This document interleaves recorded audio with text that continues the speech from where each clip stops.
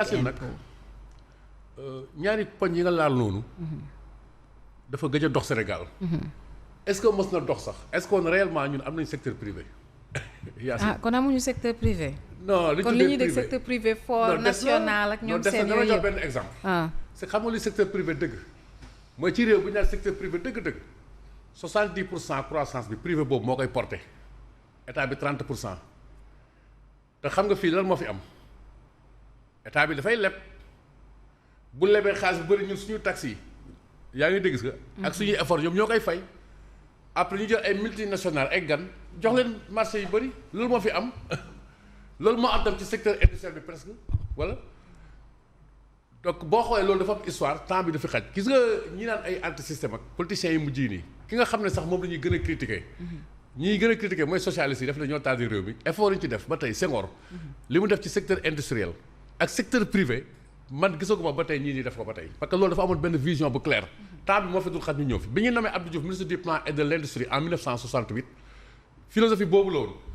lu bëri ci suñu alal tubaab yi ñoo ko yoroon ak yenn communautés yi damay bañ a tudd tur quoi mais disons nos frères libanais mais boo jëlee Sonacos par exemple am na lu mu tuddoon. mais bon amoon na benn tur bon dina ñëwaat sama bopp ni quoi xam nga bon mais xam ay vers 1975 Senghor moo ko jël def ko Sonacos. ok bu voyez secteur boobu ñun ñu contrôler ko suñu bopp. après dafa am ay facteurs yu tax mu yàqu par exemple xam nga mënoo wax industrie te doo wax Sonacos parce que gerte gi. nekk suñu premier produit d'exportation. mais war na am industrie bu ci génne li moo andi woon Sonacos ñu def ba si yàgg diversifié andi Sodefitex en 1974. parce que gerte gi rek doyutoon mu am industrie coton bu baax a baax textile bu baax a baax. nga am ay Sotiba Simpafric ay Icotaf ak yëpp ana ñu normalul ci yan loxo la yàqu après dina ñëw ci facteurs yi temps moo fi dul xaj.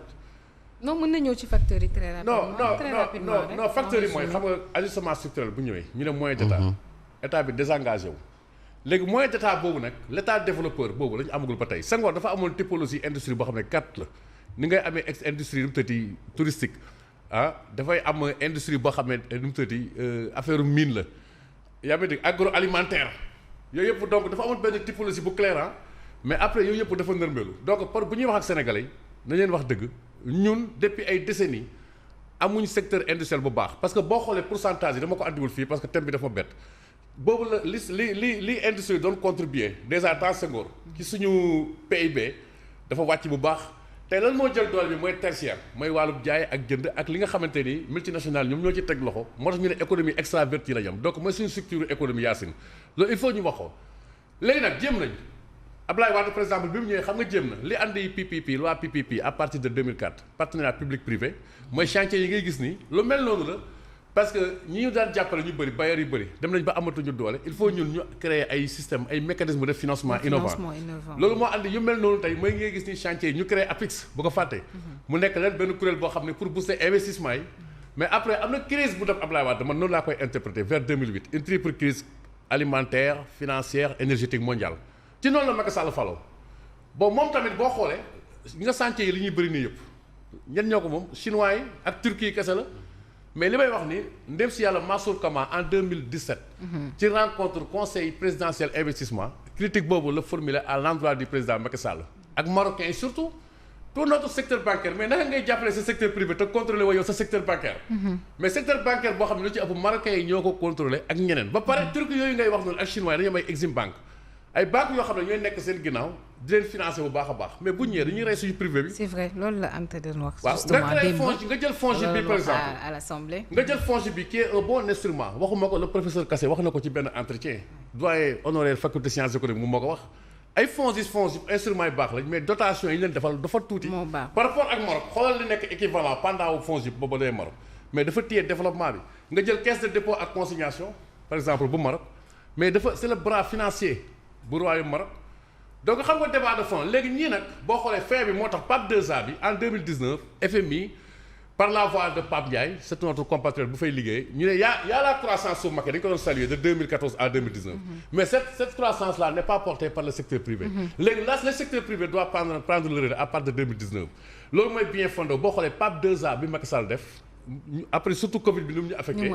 ñu mettre en avant le secteur privé mais xam nga tuuti lañ ci teg après Macky Sall daanu mais donc ñoom constaté nañ ne effectivement secteur privé national bi véritablement impliqué wuñ ko lool donc c'était pour ça léegi nag ñii bu ñu faloo xam nga li problème bi kon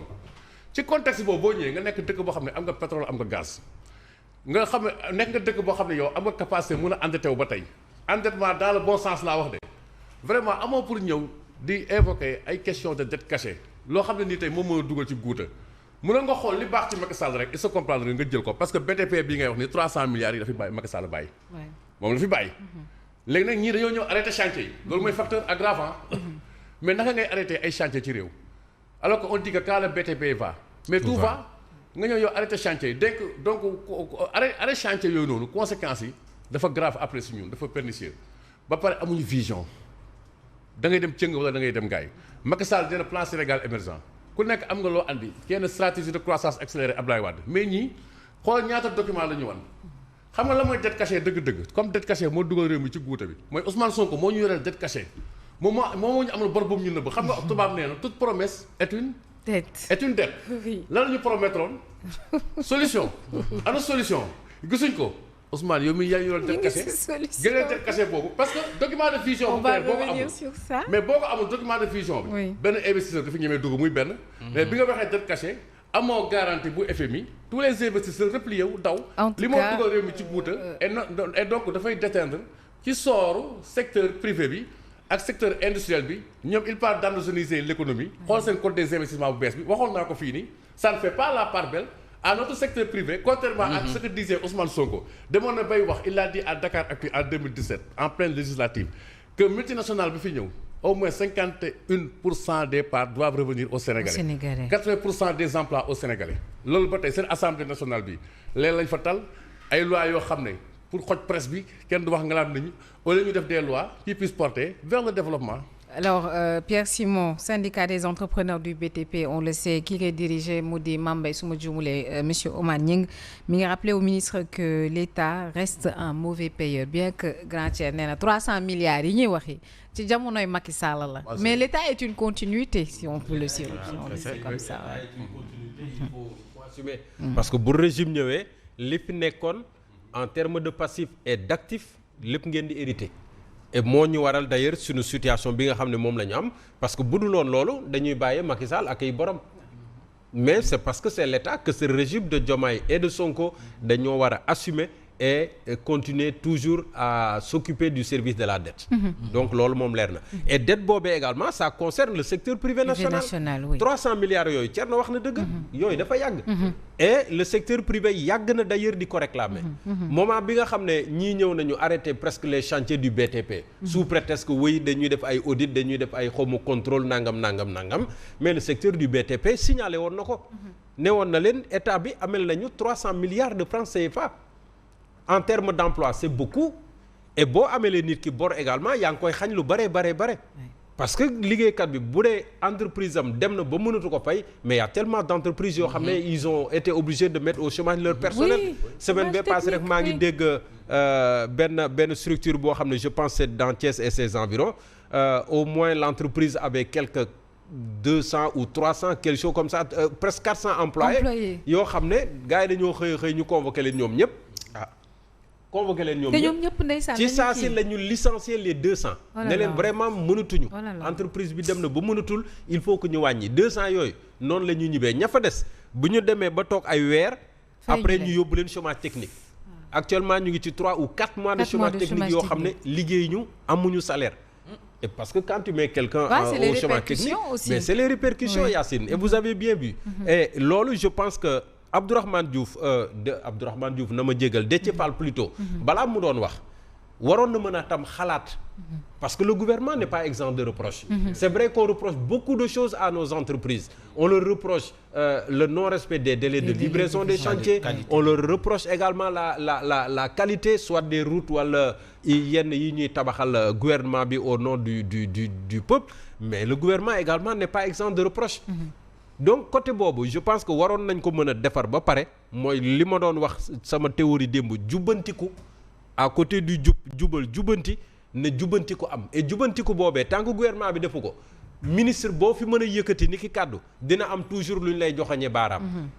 Et Déthié moom moo tax ba tey ji secteur du BTP di joxoñaat baaraam gouvernement bi di joxoñaat baaraam état bi ce qui veut dire que le secteur privé national dañ ko war a dooleel. ça c'est une vérité boo xam ne mboolem régime yi war nañ ko mën a xam. L'État crée disons un environnement favorable parce que l'État sa vocation première n'est pas forcément de créer des emplois. État ñi mu soxla ci wàllu liggéey lay jël c'est l'armée, la police, la gendarmerie, douane ak yooyu peut-être le service public de l'enseignement, le service public de la santé ak yeneen ak yeneen ak yeneen mais tout le reste boo bëggee sa réew développé boo bëggee sa koom mën a taxaw. Mais la production de richesse c'est d'abord le secteur privé. Boo amul loolu boo ko xamul nag da ngay tëlli rek di dem. Et je crois savoir que ñii moo leen commencé dal Thierno wax na ko léegi au lieu que ñu ñëw gën a defaraat environnement des affaires gën a rassurer les investisseurs gën a rassurer les partenaires techniques et financiers mais ñu topp la ñu nekkee woon depuis opposition depuis 10 ans. di tuumalaate di toppante ci yoon di lijjanti yeneen i mbir yoo xam ne tey jii moo ñu dugal ci situation guuta bi nga xam ne ci la ñu nekk. politique qui n'est pas du tout favorable. mais voilà mais li ci gën a doy waar. xam nga da ngay gis ay ministres yoo xam ne. koo si gis mi ngi sonkalu. koo si gis discours bi ngay tenir mooy discours boo xam ne dañ naan kii. moom mooy seen leader donc dañ koy topp. attends loolu li si jig Sonko jigu leen si. Déthié Fall Sonko bi moom loolu jigu ko Sonko la jig. te puis moom xam nga wax fa dëgg neex yàlla nag. encore pour yow day Sonko parce que da ngay gis ministre boo xam ne bu nit ki bu waxee rek xam nga discours va-t-en-guerre bi ngay tenir wax fa dëgg ci ñoo xam ne yow mu nit ki mënoo ko yoreel xaalis ba pare di boole ci wax ju naqadi. xam nga Déthié moom li ñu ko dénk moom dafa waroon xëy rek saa bu yeewoo 6 heures du matin googu bu julee sant suñu borom ba noppi. sant président Macky Sall xam nga lan moo tax. moom c'est normal na mu yeewu 6 heures du matin parce que chantier yi fi Macky Sall bàyyi.